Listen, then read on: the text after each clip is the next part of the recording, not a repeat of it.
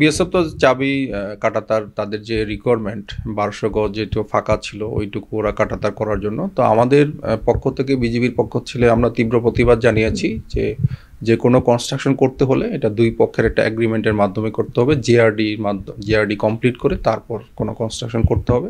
এবং আপনারা দেখেছেন আমরা তীব্র প্রতিবাদ করাতেই ব্যাপারটা স্থগিত হয়েছে। বাংলাদেশিরা কেউ উত্তেজিত ছিল না, বাংলাদেশিরা সাপোর্টিং ছিল।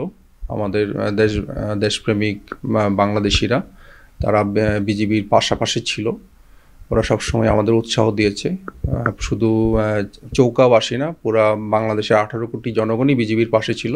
সেই জন্য বিজিবির পক্ষ থেকে সবাইকে আমি ধন্যবাদ জানাই। না, আমরা জোরপূর্বক বাধা দেই নাই।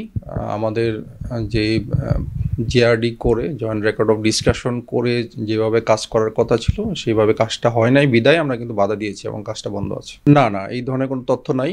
বরং আমাদের এই ঘটনার পর বিজিবি আরও কাঁটাতারের বাইরে তারা ডিউটি করছে।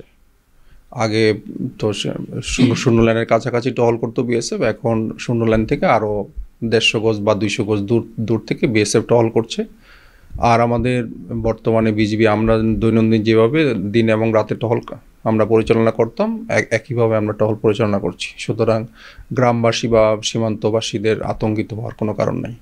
বর্তমানের পরিস্থিতি আমাদের নর্মাল, এখন সীমান্তে কোনো ধরনের উত্তেজনা নাই। আমাদের পক্ষ থেকে অন্যান্য সময়ের মতো দিনে এবং রাতে যেভাবে টহল কার্যক্রম আমাদের আগে চলমান ছিল, বর্তমানেও আমাদের একই ধরনের টহল কার্যক্রম চলমান আছে। সীমান্ত এলাকায় যেসব কৃষকরা ছিল তাদের রুটিন দৈনন্দিন কাজ তারা চালিয়ে যাচ্ছে। এখানে পতাকা বৈঠক হচ্ছে যখন বিজিবি এবং বিএসএফের সাথে কোনো ইস্যু নিয়ে হয়, তখন বেসিক্যালি কোম্পানি কমান্ডার পর্যায়ে পতাকা বৈঠক হয়। তারপর আমাদের স্টাফ অফিসার পর্যায়ে একটা পতাকা বৈঠক হয়েছে এবং আমি নিজে অধিনায়ক পর্যায়ে পতাকা বৈঠক করেছি। আর অধিনায়কের পরে আমাদের রাজশাহী সেক্টর কমান্ডার মহোদয় বিএসএফ সেক্টর কমান্ডারের সাথে সৌজন্য সাক্ষাৎ করেছে।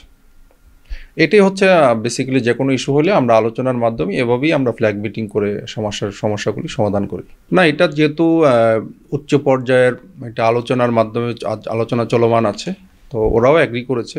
তো ওরাও জানে যে এটা এখন আলোচনার পর্যায়ে আছে, আলোচনার পরে যেভাবে সিদ্ধান্ত আসবে আমরা সেভাবে কার্যক্রম ব্যবস্থা গ্রহণ করব।